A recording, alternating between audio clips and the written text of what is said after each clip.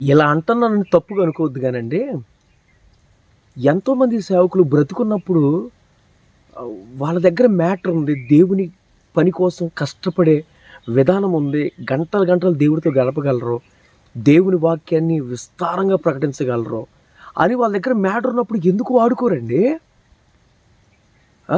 చనిపోయిన తర్వాత ఏమో విస్తారంగా వీడియోలు అసలు ఎట్లా చేస్తారు అని అంటే, ఆ వ్యక్తి బాగా పాటలు పాడేవాడండి, ఆ వ్యక్తి బాగా ఆరాధన చేసేవాడండి, ఆ వ్యక్తి బాగా వాక్యం చెప్పగలడండి అని చెప్పేసి ఈ చచ్చిపోయిన తర్వాత అతని వీడియోలు పబ్లిష్ చేస్తూ ఉంటారు ఒక్కొక్కళ్ళు. ఆపండి, కొద్దిగా ఆపండి, ఇవన్నీ ఆపండి. బతుకున్నప్పుడు వాడుకోండి, పక్కన పట్టేసి ఒంటరుండి చేసేసి ఒంటరితనంలో నడిపించేసి సరిగ్గా ఫోన్లు చేసి మాట్లాడటం చేత కాదు, సరిగ్గా ప్రేమగా మాట్లాడటం చేత కాదు. ఈరోజు ఏనని చెప్పట్లేదండి, చాలామంది సేవకులు నేను చూశాను కాబట్టి చెప్తున్నాను. బతుకున్నప్పుడు వాడుకోవటం చేత కాదు, బతుకున్నప్పుడు వాళ్ళ మీద ప్రేమ చూపించి ఒక ఫోన్ చేసి బాగున్నామని అడిగే దిక్కు లేదు ఒక్కొక్కటికి. ఇప్పుడు చచ్చిపోయిన తర్వాత అయ్యో ఆ రోజు నేను ఇట్లా మాట్లాడాను, ఆ రోజు ఇట్లా మాట్లాడాను, ఈ రోజు ఇట్లా మాట్లాడాను, ఇప్పుడు చెప్పుకుంటే ఏమొస్తుందండి? ఇప్పుడు పబ్లిష్ చేస్తున్నారు. బతుకున్నప్పుడు ఆ వీడియోలు పబ్లిష్ చేస్తే, బతుకున్నప్పుడే ఆయన గురించి క్లారిటీ ఇస్తే ఇంకా దేవుడు ఇంకా బహుబలంగా ఇంకా అనేకమైన మీటింగ్స్ వస్తాయి, ఇంకా అనేకంగా వాడబడతారు కదా. ఈరోజు చాలామంది సేవకులు మరుగైపోయి ఒంటరితనంలో బ్రతికే సేవకులు చాలామంది ఉన్నారండి. నిజమండి, ఇందులో సందేహం లేదు. ఈ మధ్యన ఒక మంచి ఆరాధకుడు, గాయకుడు వాడబడుతున్నాడు, కొంచెం తక్కువ, మంచి వాయిస్, మంచి బేస్ వాయిస్, దేవుడికి గణపరచగలిగిన, హృదయంలో ఏమీ లేకుండా ప్రేమపూర్వకంగా దేవుని గణపరచగలిగిన సేవకుడు, లేకపోతే గాయకుడు, ఆరాధకుడు, అలాంటి వ్యక్తి మరుగైపోతున్నాడు. మంచిగా దేవుని గణపరచగలిగిన ఆరాధికులే కానీ సేవకులు మరుగైపోతున్నారు, కనపడట్లేదు. వాళ్ళని పక్కన పడేశారు. వస్తున్న వాళ్ళని చూసేసి వాళ్ళని పక్కకు నెట్టేసేసి వాడుకోవట్లేదు. వాళ్ళకి పోషణలో ఇబ్బంది. దేవుడు ఏదో రకంగా సహాయం చేస్తాడని నేను కాదనట్లేదు, కానీ అతను చచ్చిపోయిన తర్వాత అబ్బా ఇలాంటి వాళ్ళు లేరండి, ఇలాంటి వాళ్ళు గొప్పోళ్ళు లేరండి, ఎందుకో ఎవడికి ఈ మాటలు ఎవడికి పనికి వస్తాయి అన్నీ? బతుకున్నప్పుడు ప్రేమగా మాట్లాడండి, 4 ముక్కలు మాట్లాడండి, ప్రేమగా పోయి దగ్గరికి వెళ్ళి వాళ్ళ ఇంటి దగ్గరికి వెళ్ళి వాళ్ళతో వెళ్ళి ప్రేమగా మాట్లాడండి, 4 ఫ్రూట్స్ ఇవ్వండి.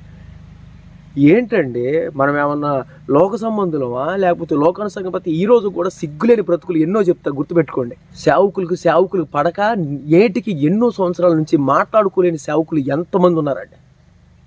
వాళ్ళకు వ్యతిరేకం, వీళ్ళ వ్యతిరేకం, సేవకులకు వ్యతిరేకం అయిపోయి మ్యాక్సిమం సేవకుల్ని చంపేసే సేవకులు చాలామంది ఉన్నారు. నిజమండి.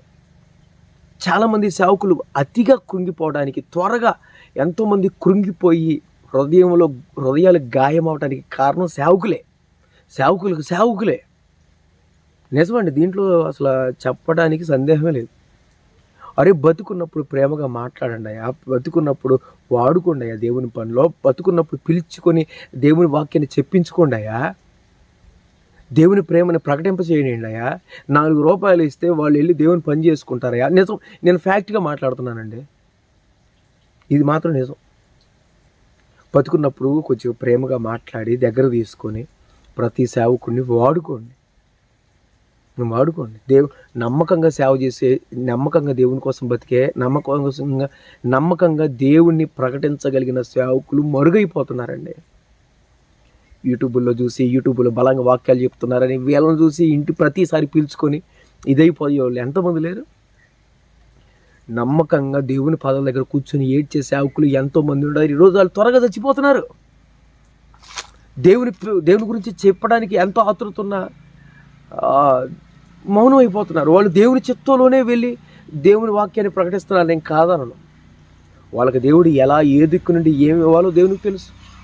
కానీ ఈరోజు నేను చెప్తున్నాను, ఈరోజు దేవుని కోసం వాడబడి, దేవుని కోసం నిలబడి, దేవుని పిలుపులు అందుకున్న వాళ్ళు కూడా ఎవరిని పడితే వాళ్ళని పిలిచి సంఘాలని నాశనం చేసుకుంటున్నారు. చూసావా? అది బాధాకరమైన విషయం చెప్తున్నా. అర్థమవుతుందా? దేవుని పిలుపు తెలుసు, దేవుని దర్శనం తెలుసు, నువ్వు దేవుని పాద దగ్గర గడపగలిగిన వ్యక్తివి, ఎంత చేసేయాల్సిన, ఎంత గొప్ప ఆత్మీయ నడిపింపున్న నువ్వు కూడా ఎవరినో చూసి బలంగా వాడబడుతున్నారని తెలుసు నువ్వు పిలిపించుకొని నీ సంఘాన్ని నువ్వు పాడు చేసుకుంటున్నావు. చూసావా? అది బాధాకరమైన విషయం. ఈరోజు నేను చెప్పాల్సింది ఒకటే అండి, మరుగై ఉన్న సేవకుల్ని బయటికి తీసి వాడుకోండి. చనిపోయిన తర్వాత ఇలాంటి గొప్ప సేవకుడని యూట్యూబ్లో, ఫేస్బుక్లో షేర్లు చేస్తే షేర్ చేసినంత మాత్రాన వాళ్ళు ఇప్పుడు ఏం చేయలేరు. బతుకున్నప్పుడు వాడండి. ఒక మంచి మ్యాటర్ ఉంది, దేవుని బలమైన శక్తి కలిగిన వాక్కులు ఆయన దగ్గర ఉన్నాయి, దేవుని మర్మము ఆ యొక్క లోతు ఆయన దగ్గర ఉందని తెలుసుకున్నారుగా. ఆ తెలుసుకున్న దాన్ని బట్టి వాడండి, నిలబెట్టుకోండి సేవకులను. మనం చేయకుండా ఏమి చేయలేమండి. మనం చెయ్యాలి. నమ్మకంగా దేవుని కోసం బతికే సేవకుల్ని మనం బయటికి తీయాలి. నమ్మకంగా దేవుని పనిచేసే సేవకుల్ని మనం వాడుకోవాలి దేవుని పనిలో. ఇది తెలుసుకో. తప్పుగా ఉంటే క్షమించండి, తప్పుగా మాట్లాడితే క్షమించండి, కానీ అర్థం చేసుకుంటారనే విషయంతోనే క్లారిటీ ఇస్తున్నాను. కృప కలుగును గాక.